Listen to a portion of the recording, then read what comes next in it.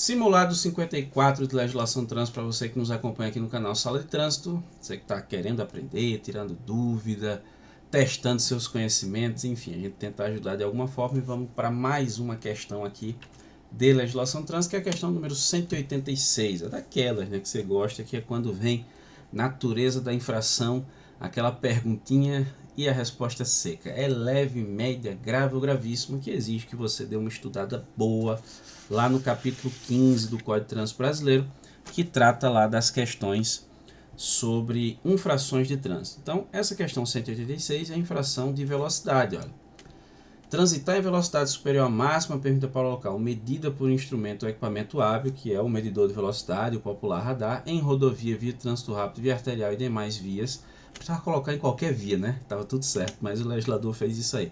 A velocidade for superior à máxima em mais de 20% e até 50% é infração. Olha, essas infrações de velocidade, elas constam lá no artigo 218 do CTB. No inciso 1, nós temos a infração por exceder a máxima em até 20%, que é a infração de natureza média, beleza? No inciso 2, é justamente o sujeito que excede a máxima de 20% a até 50%, que é a infração de natureza grave. Nossa resposta aqui, ó, 5 pontos no prontuário e multa de R$ 195,23. Na média aqui, são 4 pontos no prontuário e multa de R$ 130,16. E no inciso 3, é o sujeito que excede a máxima permitida para o local em mais de 50%, o que é considerado uma infração de natureza gravíssima. Aqui não tem pontuação.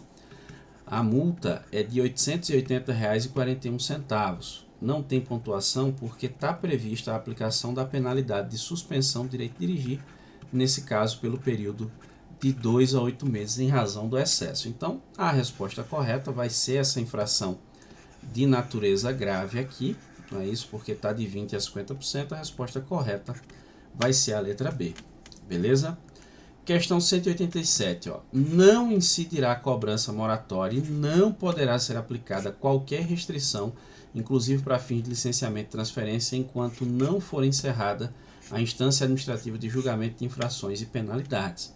Que é o seguinte, imagina que tu cometeu uma infração lá do artigo 208 do CTB, avançou o sinal vermelho do semáforo, e você discorda, você acha que você não avançou, ou você identificou um erro no procedimento do agente, ele colocou uma coisa errada lá no auto de infração. Aí você vai lá e entra com a defesa.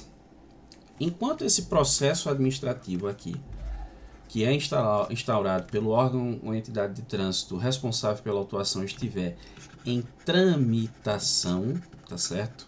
Cuidado, que tem gente que fala transmutação, já ouvi essa expressão aí, né? Enquanto ela estiver em tramitação, tá bom? Esse processo administrativo não pode ser aplicada nenhuma restrição. Ah, porque aqui, como é infração gravíssima, são 7 pontos. E de repente esses 7 pontos no prontuário, ele não pode, por exemplo, servir como pontuação necessária o suficiente para instaurar um processo de suspensão, para impedir você de mudar de categoria ou qualquer coisa do tipo.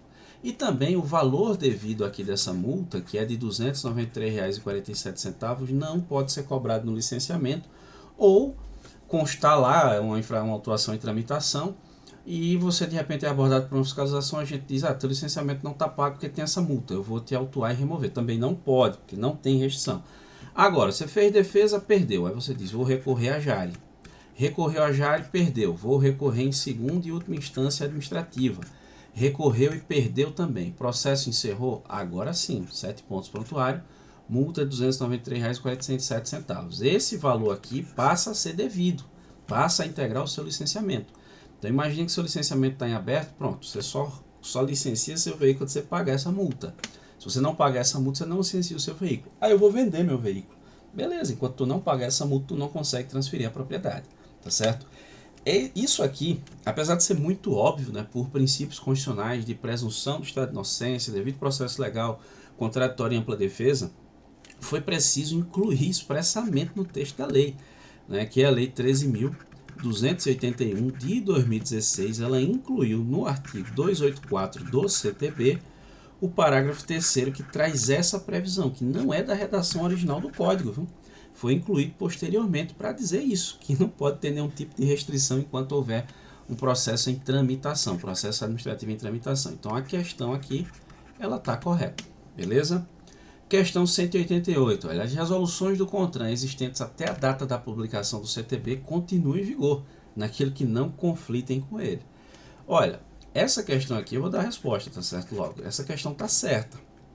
Isso porque lá no artigo 314 do CTB, mas sendo mais específico no seu parágrafo único, tem exatamente essa previsão.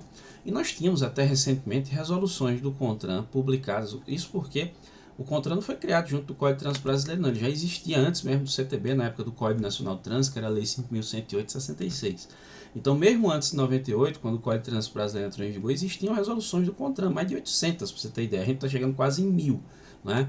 Então, eu não sei quando você está assistindo esse vídeo, mas quando eu estou gravando, a resolução mais recente publicada foi a 996 sobre ciclomotores, tá certo? Ciclomotores, bicicletas elétricas e equipamentos de mobilidade individual autopropelidos, tá bom? Até recentemente, para você ter ideia, nós tínhamos aqui uma resolução, que era a resolução número 558 de 1980, resolução do CONTRAN, que estava em vigor e ela tratava de pneu de veículo, para você ter ideia, né, do quanto isso do quanto essa norma era antiga, né, só para você ter essa noção. Então, uma resolução muito antiga, ela tratava sobre essa questão de pneu. Só em 2022 é que ela acabou sendo revogada e substituída pela resolução 913, que passou a tratar desse tema pneu. Então, assim, as resoluções que eventualmente ainda estejam em vigor, eu até desconheço se tem alguma ainda, mas enfim, em tese elas continuam válidas, mesmo tendo sido publicadas antes do CTB, desde que não conflitem com ele. Um exemplo disso era a resolução número 700 de 1988 do CONTRAN, que ela tratava sobre a questão de quadriciclo. Como a categoria A antigamente ela era dividida, ele dizia que o quadriciclo era um veículo que precisaria de uma das categorias A para poder ser conduzido.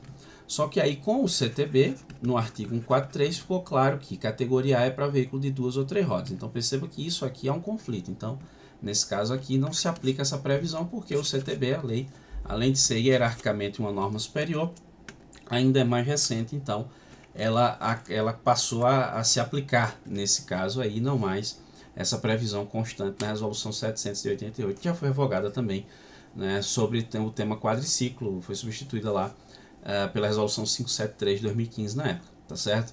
Então, olha, são as 3 questões, né? Essa aí, a 188, ela tá certa. Não sei se você ficou com dúvida, concorda com algo, discorda de algo, fica à vontade, vai deixando nos comentários que a gente vai trocando informação.